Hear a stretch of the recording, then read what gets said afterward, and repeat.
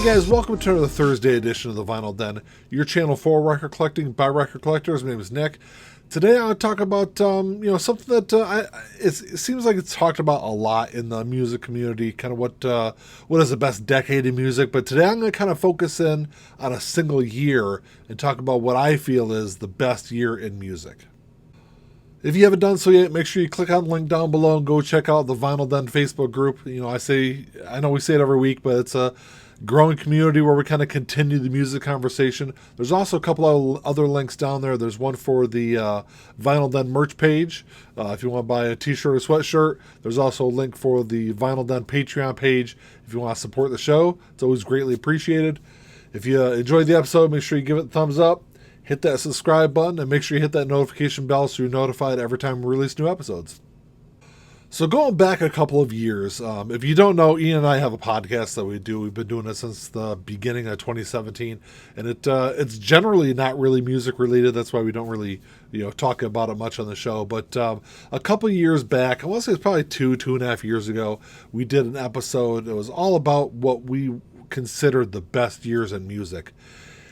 And it was kind of interesting because going into the process, I kind of started with 1991. I figured was kind of my favorite year. A lot of my favorite music was released that year. It was just kind of an interesting year overall. There was a lot of great releases within like a 41-day stretch. There was like 10 iconic albums that were released. So kind of starting the process, that's where I started at. It was going to be 1991 for me. And then I felt like the more I kind of dug through some other years, 2003 really kind of stood out to me, and I was really kind of interested by that. And I felt like it was definitely a surprise to me because there was a bunch of like great albums that were released that year, but I didn't realize there were so many different outside of albums, how many like big events happened that year also. As far as the albums that were released that year, there's a big list of them. I had to actually write them down because there were so many of them. But now, granted, there was a bunch of other stuff that was released that year music, of course, is always very subjective. This is just a list of what my favorite albums of that year were.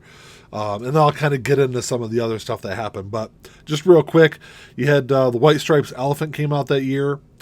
Speaker Box, The Love Below by Outkast. Blink-182's Untitled album, which is probably my second favorite album of all time. The Black Album by Jay-Z. Meteora by Linkin Park. Fallen by Evanescence. Get Rich or Die Trying by 50 Cent. The Diary of Alicia Keys by Alicia Keys. Saint Anger by Metallica came out that year, which I've actually that album's grown on me over the years. I wasn't a huge fan of it at first, but I actually just picked up on vinyl not too long ago.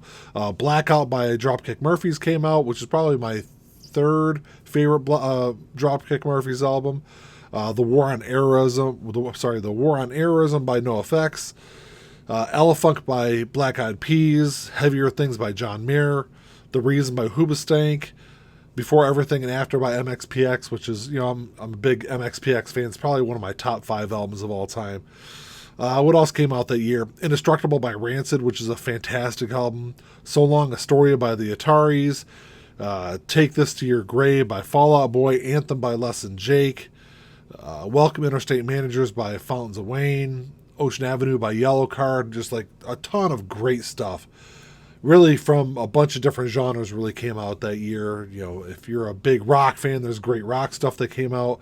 Punk, there was some good ska stuff that came out. Rap, R&B, kind of across the gambit. There was just a bunch of great stuff that came out that year for sure. And like I said at the beginning, there's a lot of different years. You can look at 91, you can look at 78, you can look at 68, 71. There's just a bunch of years where there's a bunch of really great albums, iconic, historic albums that came out. And like I said, I was kind of surprised.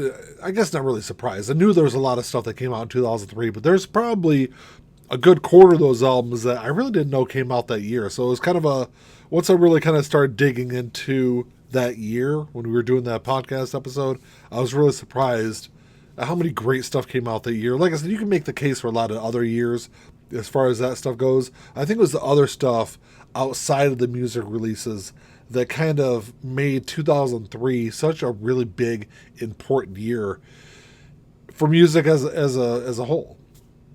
Of course, you can drop me a comment down below and let me know what your favorite year is in music. Like I said, there's a bunch of really great ones to pick from.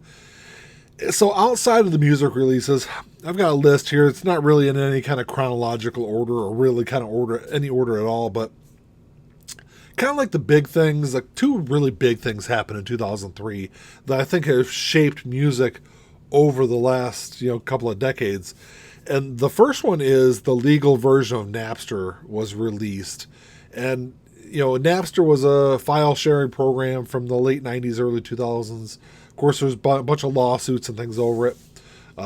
Basically because it was music piracy. So in 2003, Napster released a legal version of their system or their program. And it became really like the first large-scale music streaming service. You could buy songs, but you could also pay $9.99 a month and stream music unlimited. So that was kind of the beginning of your Spotify's, your Apple Music, and that kind of stuff. And really, speaking of Apple, 2003 was also the launch of the iTunes Music Store. So you could buy songs for 99 cents. And in the first week of the iTunes Music Store existence, they sold over 1 million songs. So those two big events that happened in 2003, were really huge, like I said, for music moving forward. Outside of that, though, you had the return of Lollapalooza, which was a big music festival in the 90s. There was like a 6-year absence. So you had the return of Lollapalooza, and I believe it's been going every year since then.